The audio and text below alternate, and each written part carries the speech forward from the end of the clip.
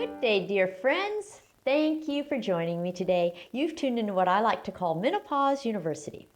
This is where I teach you everything you need to know in order to manage your menopause your way. I'm one of those really nerdy, studious types, and I do everything in a very chronologic, stepwise manner. So unlike most YouTube channels, mine is not conducive to watching the videos in just any old random order. Instead, it's critical to your education on menopause to start with the very first video and watch them all in order. You see, I cover the material in units, and right now we're smack dab in the middle of a unit on osteoporosis. It started 16 videos ago with video 196. That little number after each title tells you the order of the videos. So I've already taught you all about what osteoporosis is, how common it is, how to know if you have it, and what happens if you sustain a fracture from it. And now we're embarking on all your options for preventing it. Last week I gave you the first of the videos on management options, and it covered all the lifestyle management options except one: exercise. And that's the topic for today. So, if you have my book, either the first edition or the second edition, this material is in chapter 29 in the section on diet and lifestyle options, and it's a subsection entitled exercise. And all of chapter 29 is on osteoporosis in both books. So do you know why I've created a separate video just for exercise as an option for preventing or managing osteoporosis? Well, if you don't, you really need to watch this video. It's because, except for estrogen or the SERMs, which I'll mention in a minute, exercise is the most important management option for preventing or managing osteoporosis. Those two things that I just mentioned, estrogen and SERMs, may or may not be familiar to you depending on whether or not you've watched my videos in order. Estrogen, which I talked about in dozens of videos, and the SERMs, which I introduced to you in videos 34 and 35. But I'll be covering them again in this unit with specific application to the topic of osteoporosis. So far in this unit, you've discovered that two of the risk factors for osteoporosis have to do with your level of activity. A sedentary lifestyle increases your risk for osteoporosis, but so does chronic excessive exercise. So there's a sweet spot when it comes to the kind of exercise that can prevent osteoporosis, and that's what we'll discuss today. This particular video will just give you information. The next three that follow it will be actual demonstrations of me showing you some exercises. But I think it's best to learn the principles first and see them put into action second.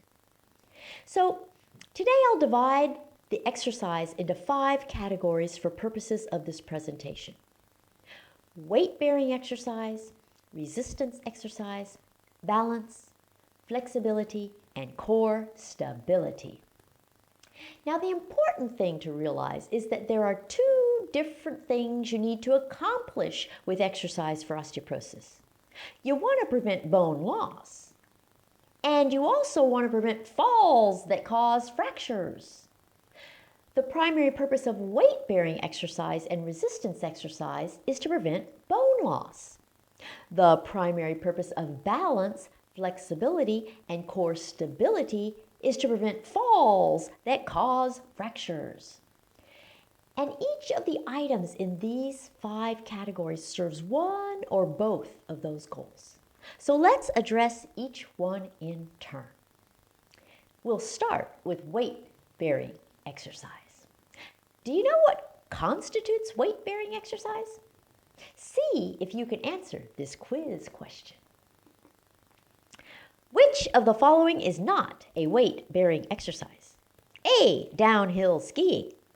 B, skydiving. C, yoga. D, swimming laps. E, Pilates. F, scuba diving. G, ping pong. H, bowling. I, A, C, and E above. J, B, D, and F above.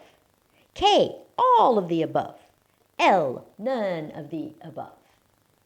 You see, in order to answer that question correctly, you have to know the requirements for an exercise to be considered weight-bearing. Here's the question again with the answer in bold.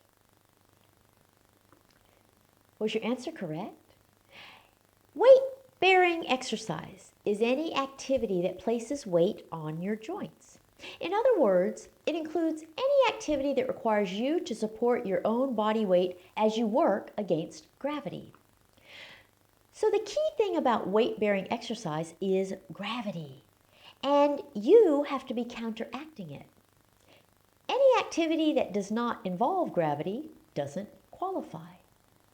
When you skydive, you are falling through the air, and while gravity is definitely a factor, you aren't working against it. In fact, you are completely passive and gravity is doing all the work. When you swim, you are buoyant. In other words, the water buoys you up and removes the effect of gravity. So no matter how vigorously you swim, you are not doing weight-bearing exercise when you swim. With scuba diving, the same is true. You dive much deeper in the water, but you are still not counteracting gravity. Now, the vast majority of activities are weight-bearing. They include using the exercise machines at any gym and engaging in almost all sports. But weight-bearing exercise does not require impact. And as a menopausal woman, you are much better off not doing exercises that require impact. Weight-bearing exercise does not even have to be difficult. It's the kind of stuff you can do without much thought. Walking, elliptical training, stair climbing. And it can be rapid or slow. It has nothing at all to do with how difficult an activity is. Simply standing still is a weight-bearing exercise. So weight-bearing exercise is what most people do quite readily. Next we have resistance exercise. Resistance exercise is any activity that involves using your muscle strength to overcome resistance. So the key to resistance exercise is resistance. Think of resistance as the stuff you do to build muscle. It requires you to work hard to overcome something. So, lifting weights is resistance exercise. Why? Because you have to contract your muscles in order to lift the weight. Using elastic bands instead of dumbbell weights is also resistance exercise. The band itself isn't heavy, but when you pull it, you have to overcome the tension of the band in order to stretch it, and that's work. The tension of the band constitutes resistance. So resistance exercise serves to build muscle strength, which in turn better supports your bones. Everywhere you see people exercising, most of what they do will be either weight-bearing or resistance exercises. But now we come to the other three types of exercise that are important for the topic of osteoporosis. These are balance, flexibility, and core stability. Now, weight-bearing and resistance exercise helps prevent osteoporosis. But balance, flexibility, and core stability help prevent falls and fractures. If you ask me, balance, flexibility, and core stability are much more important than weight-bearing or resistance exercises are. And the reason they're more important is because the three things you lose most as you age are balance, flexibility, and core stability. And they are the three things that people work on the least. Go to any gym anywhere in the world, and I can assure you that everyone will be doing weight-bearing and resistance exercise. But unless I'm there, you probably won't see anyone working on balance, flexibility, and core stability. And if I am there, you'll find me off in a corner all by myself working on balance, flexibility, and core stability. I have two speeds, slow and stop. So I will be moving very slowly or not at all, while everyone else goes faster and faster. But I'll be doing the stuff you need the most. So I'm going to really emphasize the importance of these three things. And in the 3 videos that follow this one, you will see me demonstrating a whole lot of balance, flexibility, and core exercises that could prevent falls and fractures. So let's talk about each of these. We'll start with balance. So I ask you, how good is your balance? When was the last time you tried walking and balancing on the curb? When was the last time you tried doing something while standing on only one leg instead of 2, just for the fun of it? When was the last time you tried closing your eyes to test your balance? When you were a kid, I'll bet you shouted to your mom, "Look, Ma, no hands," when you were riding a bike. It wasn't necessary for you to ride the bike with no hands. You just did it to test whether or not you could do it. How often do you test your balance now? You see, this is the problem. You lose your balance with age because you stop challenging it. And after 40 or 50 years of never challenging your balance, you lose your balance. You know, it's really an odd thing. Women who have lost their hormones are always talking about balancing their hormones. Well, you can't balance something that's missing in the first place. You have to replace it before you can balance it. If women worried as much about practicing on balancing exercises as they do about balancing their non-existent hormones, they'd be a lot better off.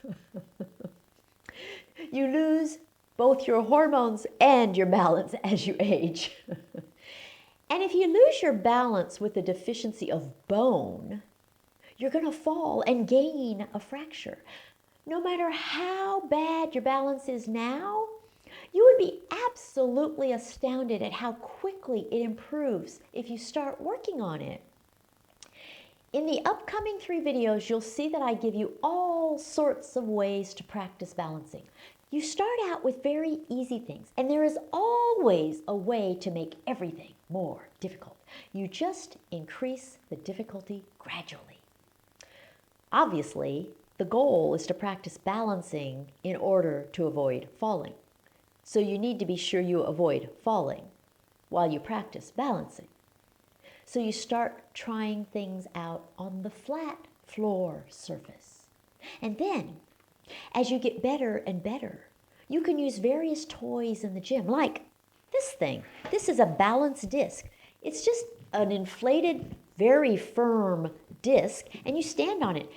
You have to balance when you stand on it. Or maybe you prefer to use the BOSU. What's a BOSU?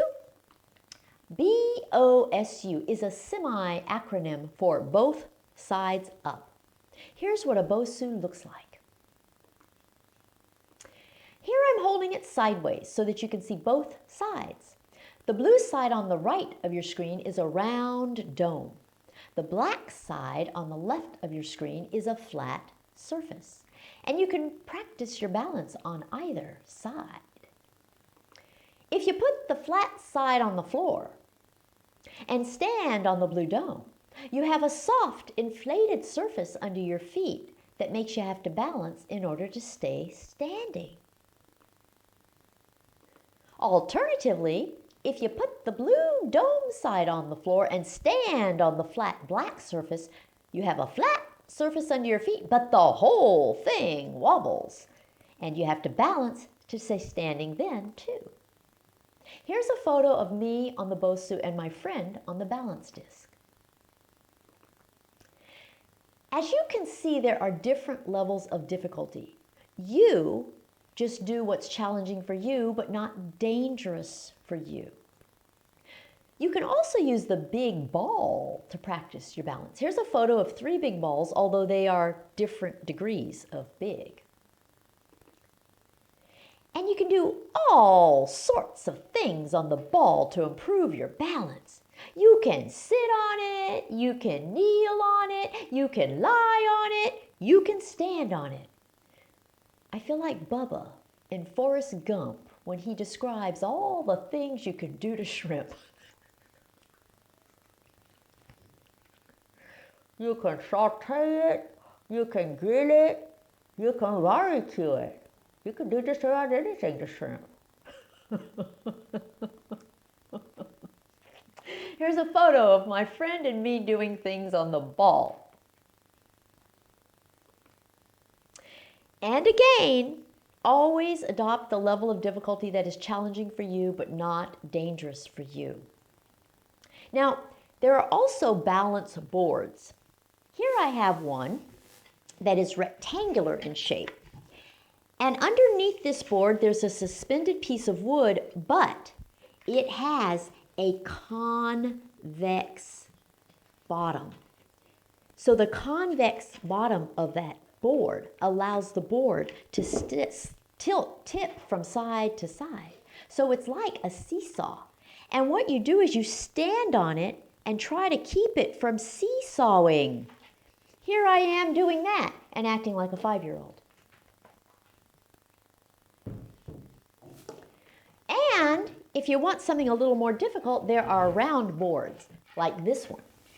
Now, this one differs in that the circular board has a circular convex structure underneath. So the surface of this isn't flat either, it's convex. Some of these round balance boards have an actual ball underneath the board. And the effect of this one is that it tips in every direction, 360 degrees. So it wobbles in every way, and when you stand on it, you have to exercise more balance than you do with the rectangular board that just tips in 2 directions. It's always about making it fun.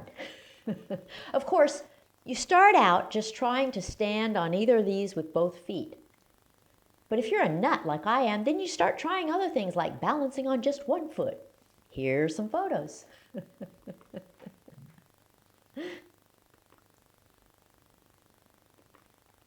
Be sure to watch the 3 gym videos after this one. They will give you all sorts of ideas. Whenever I'm in the gym doing this sort of thing, people approach me to ask me about it. And I always invite them to join me. At first they hesitate, but inevitably they start trying things and I coach them. It's just like when you're a kid and we have so much fun. That childlike desire to have fun balancing never really leaves us. We just stop practicing it. And then we become too scared to try. I always tell people to pretend like they're just 5 years old.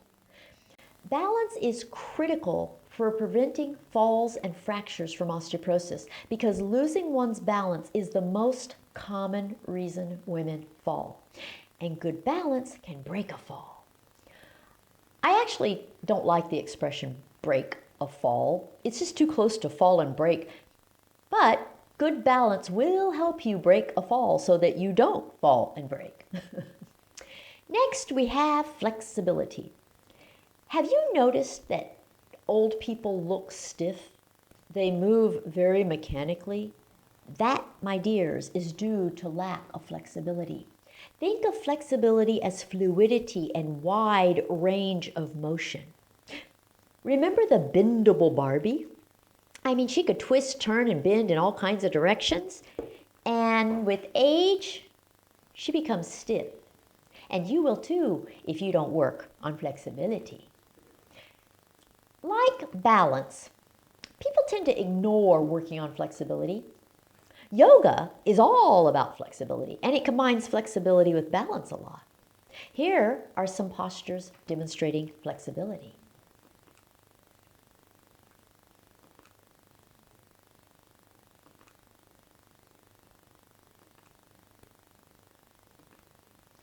The reason flexibility is so important for preventing falls and fractures from osteoporosis is that lack of flexibility is another reason you will become unable to avoid falling. The more fluid you are and the greater your range of motion, the more likely you will be able to avoid the fall. And finally, we have core stability. Now, most people have an incorrect interpretation of the word core. Most people assume that it's limited to just your abdominal muscles. But your core really encompasses a lot more than just your abs. It includes all the muscles of your pelvic floor, all your abdominal muscles, the muscles supporting your spine, and the muscles of your thorax. Everything I've already shown you requires core stability. And the reason your core stability is so important is because it's what enables you to have both balance and flexibility. Pilates is all about core stability. And it's a great way to engage these core muscles so that you will be better at everything else. All the balancing exercises you'll see in the next 3 videos actually require core stability. And if you're really creative, you can combine all of these types of exercise to get all of their benefits in a single activity. That's precisely the kind of thing I'll be demonstrating for you in the next 3 videos. And it's the stuff you haven't ever seen before because, well, I made it all up myself. And the great thing is that with your busy life, you may feel like you don't have time to do each of these things separately. And the solution for that is to combine them. So be sure to watch the next 3 videos to get all sorts of ideas as to how to prevent osteoporosis, falls, and fractures. But before I leave you, I want to give you some basic principles for embarking on these exercises. And you'll see that these exercise principles are quite different from most other types of exercise principles. Principle number 1 is to start with the simplest of things and gradually make them harder as you get better. Never jump right into something without working your way up to it, no matter how confident you feel. The goal is to master each stage of whatever you do in the categories of balance, flexibility, and core stability. Principle number 2 is erase the fear. It's probably been about 50 years since you tried any kind of balance, flexibility, or core stability exercise. So if you try doing any of these exercises now, you'll most likely be a bit fearful. So do whatever you have to do to erase the fear. If you're practicing your balance, be sure you're near a wall so you can reach out and touch the wall if you need to. If you're doing something near the floor or you're worried about falling forward, use pillows to cushion the floor so that you don't have to fear falling on the hard floor. Do whatever you have to do in order to be able to focus on the exercise and not fear falling and hurting yourself. When you were a kid yelling, "Look, Ma, no hands," you had no fear, but now you're a great big scaredy cat. And you can't let that fear inhibit your willingness to do your work on these things. If you erase the fear, you can focus on the activity. And that brings us to principle number 3, focus. When you practice balance, flexibility, and core stability exercises, you must focus on the exercise. Do not daydream or think about the errands you need to run later in the day. Focusing is part of the exercise. These are not things you can do mindlessly. That's why mindfulness is such a big part of yoga. You're training your mind as well as your body. Closely related is principle number 4, form. Never sacrifice proper form. When you practice balance, flexibility, and core stability exercises, you must prioritize good form over everything else. This is why you move slowly or not at all with these exercises. The static poses or slow movement require proper form. And you can't cheat if you're barely moving. These exercises are about precision, and precision requires good form. And good form translates into good posture, and good posture helps you with everything else you do. It's a lovely, lovely cycle. Next is principle number 5. Balance, flexibility, and core stability exercise is never about speed. You will move ever so slowly when you do these exercises. But guess what? Slow movement tones your muscles better than fast movement does. So never move quickly. The slower, the better. And principle number 6 is that balance, flexibility, and core stability exercise is never about how much weight you lift. In fact, you don't even have to use any weights. The balance, flexibility, or core work is the exercise. So with those 6 principles, you will be able to improve your balance, flexibility, and core stability tremendously. Here's the whole list. Go from simple to complex, erase the fear, focus, never sacrifice proper form, it's never about speed, and it's never about lifting heavy weights. It's also never too late to work on improving your balance, flexibility, or core stability. But just as I said in the last video, you have to keep in mind the limitations of each management option in perspective. So using the same scale I've shown you several times, I'm going to indicate where on that scale exercise belongs in its role for preventing osteoporosis and fractures. It's most beneficial in terms of prevention, but it also plays a part in intervention if you have osteopenia. Do not make the mistake of thinking it could serve in the fixin' category. What you will see is that exercise is more important for preventing osteoporosis and falls than it is for any of the other diseases associated with menopause. My hope is that I will inspire you to start working on ways to prevent falls as well as to prevent osteoporosis. Okay, so that gives you the foundation for the kind of exercise that's important for preventing osteoporosis and falls. And next week we'll have fun in the gym. Should you need me to help you with anything, please go to menopausetailor.me to schedule a one-on-one consultation. No matter where you live, I can help you. And I invite you to subscribe to my channel and follow me on Facebook, Twitter, and Instagram. Until next time, bye!